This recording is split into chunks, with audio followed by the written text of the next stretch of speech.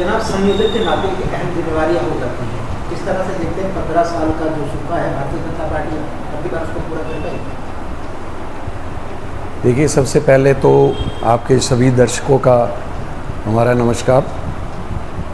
और चुनाव के विषय में जो आप पूछ रहे हैं, मैं संयोजक के नाते आपको एक बात बताऊं, भले ही जिम्मेवारी बढ़ जाती है, लेकिन इस बार चुनाव का माहौल हमारे पक्ष में बहुत अच्छा है। किसी तरह की कोई भी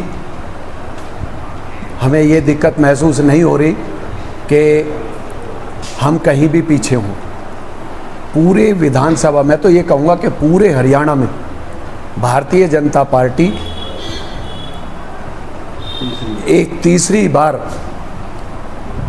नायब जी के नेतृत्व में भारतीय जनता पार्टी की सरकार बनेगी, इसमें कोई दो राय नहीं है। जहाँ तक विपक्ष का सवाल है, 15 साल से हमारी विधायिका गीता भुक्कल जी यहाँ एक जनप्रतिनिधि के रूप में हैं, लेकिन 15 साल में उन्होंने, जिसमें वो 5 साल मंत्री भी रहे, मंत्रालय भी बड़े बड़े रहे, लेकिन काम कराने का उन्होंने कोई ध्यान नहीं किया, ना ही उनका पब्लिक में कोई आम लोगों से मिलना जुलना आने जाना रहा।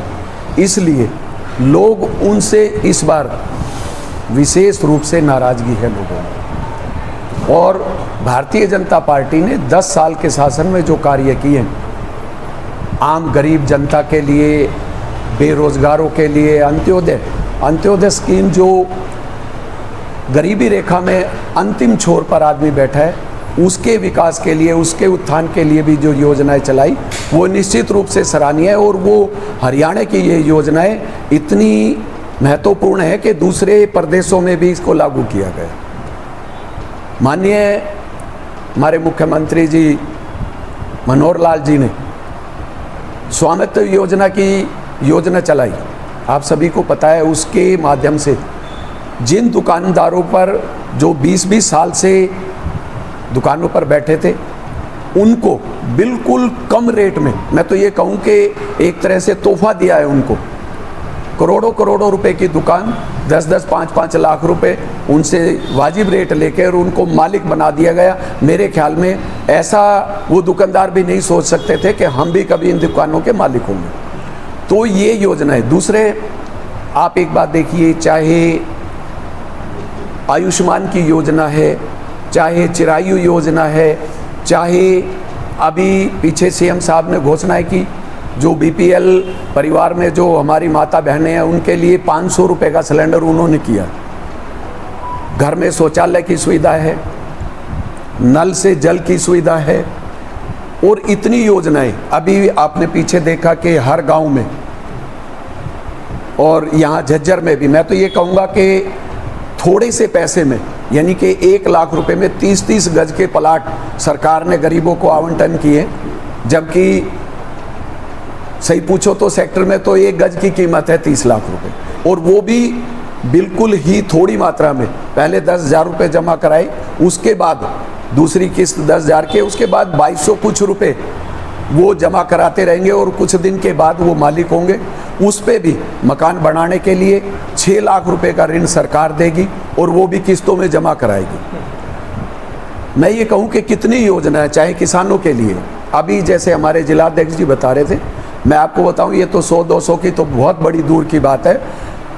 कांग्रेस के राज में, हुड्डा सरकार के समय में जो फसलें खराब होती थी, मैं ये कहता हूँ कि 10-10, 5-5 रुपए के चेक आए हैं, और वो चेक शायद लोगों ने इस विषय के लिए कि कभी आगे पूछे तो ये तो दिखा दे कि 5-5 हज़ार रुपये, 5-5 रुपये भी हमें मिले, वो चेक भी मिल जाएंगे।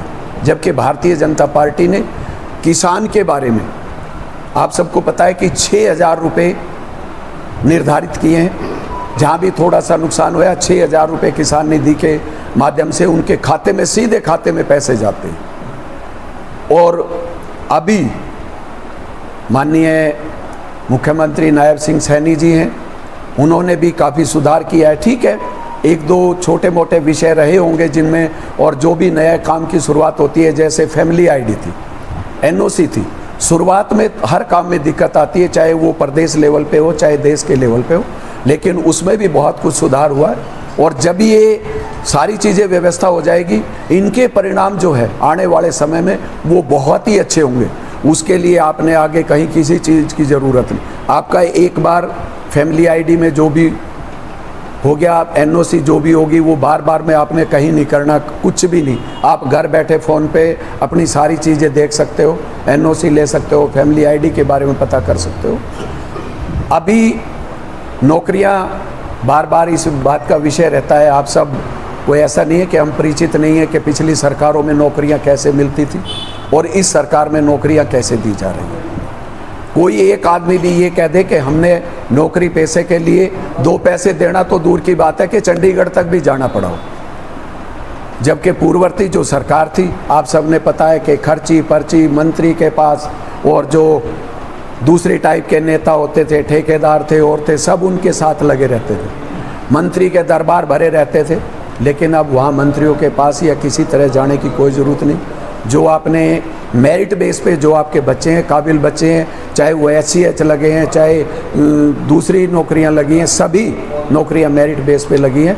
और उन परिवारों के बच्चे लगे हैं जो शायद उन्होंने कभी ये भी नहीं सोचा था कि आपके परिवार से भी कोई बच्चा, क्योंकि उनके पास पर्ची खर्ची के लेने देने के लिए पैसे नहीं थे और वैसे वो सोच नहीं सकते, उन परिवारों के बच्चे लगे हैं। तो निश्चित रूप से मैं तो ये कहूँगा कि इस बार झज्जर में पहली बार आप ये देखेंगे कि भारतीय जनता पार्टी कमल का फूल खिलाएगी। लोगों में इतना उत्साह है। मैं तो एक बात और बताऊं कि शायद हम भी नहीं सोच पा रहे थे, जब हम गांव में गए, शहर में गए, तो इतना लोगों में उत्साह है कि इस बार अच्छे मतों से मेरे जो उम्मीद है पूर्व विधायक को हम हराएंगे और पहली बार भारतीय जनता पार्टी का विधायक झज्जर के यहाँ से विधानसभा में जाएंगे। और जो भी, मैं तो ये कहूँगा, जो काम ये नहीं करा पाए वो काम सारे होंगे। आप देखिए 5 साल 10 साल हो गए, इन्होंने 15 साल हो गए, जो पैसा सरकार देती है एक विधायक के खर्च के लिए, वो पैसे भी इन्होंने, इनसे पूछिए ना वो पैसे कहाँ गए, कितने काम कराए। 25 करोड़ रुपए अभी पीछे जब माननीय मुख्यमंत्री जी आए थे, 25-25 करोड़ चारों विधानसभाओं में दिए, उसके पैसे भी ये खर्च नहीं कर पाए। उसमें से भी 6-7 करोड़ रुपए वैसे वापस चले गए। तो ये जो, चलो सरकार नहीं है, जनप्रतिनिधि तो वही है, विधायक तो वही है, कितनी आवाज़ उन्होंने उठाई। और जब काम नहीं हो रहे थे तो यहाँ लोगों में कितना आके कहा कि जी मैंने ये कहा था, काम नहीं हो रहा। कितनी बार इस काम के लिए वो सड़कों पे गए। अगर ऐसी व्यवस्था होती, वो तो वही बात है कि आम लोगों से मिलना ही उनके लिए तो बहुत मुश्किल है। तो मैं आपसे निश्चित रूप से ये कहता हूँ, और झज्जर में